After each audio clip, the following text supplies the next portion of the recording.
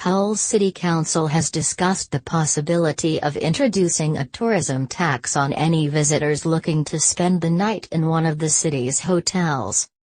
The practice is already common in major European cities such as Florence, Paris, Rome, Venice, and Prague. It would mean that visitors staying overnight in the city could be charged up to 5% more on their hotel room costs, the current rate that's used in Amsterdam. The funds could then be poured back into Hull's blossoming tourism industry, where the council is already spending £90,000 a year on tourism marketing.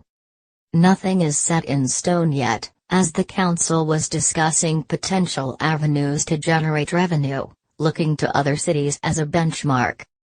Hull has been enjoying a boost in its hotel sector after being named the 2017 UK City of Culture, including the DoubleTree Hilton set to open in March 2018. However, councillors and industry experts are already divided about whether the potential new tax would be a move in the right direction for the city, Hull Daily Mail reports. For example, Councillor Mike Ross pointed out that the majority of Hull's biggest attractions are free, highlighting the fragility of what the city has to offer. It's a fact that very few tourist attractions charge an admission, with the Deep being an obvious exception, he said. While that's a good thing, I do think it shows the fragility of the tourism market here. He also expressed concerns that the tourist tax could act as a deterrent for potential visitors, who may opt not to stay overnight in order to enjoy the free attractions without paying an extra fee. Meanwhile, Yufi Ibrahim, chief executive at the British Hospitality Association, also had doubts about introducing the fees.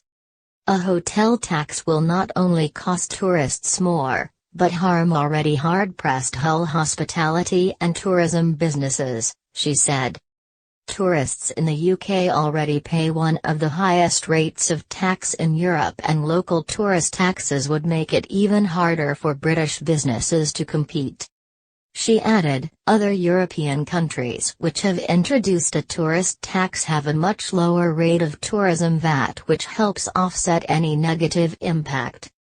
In addition, a hotel tax would provide sharing platforms, such as Airbnb, with an even greater advantage because visitors do not have to pay VAT on the cost of their stay.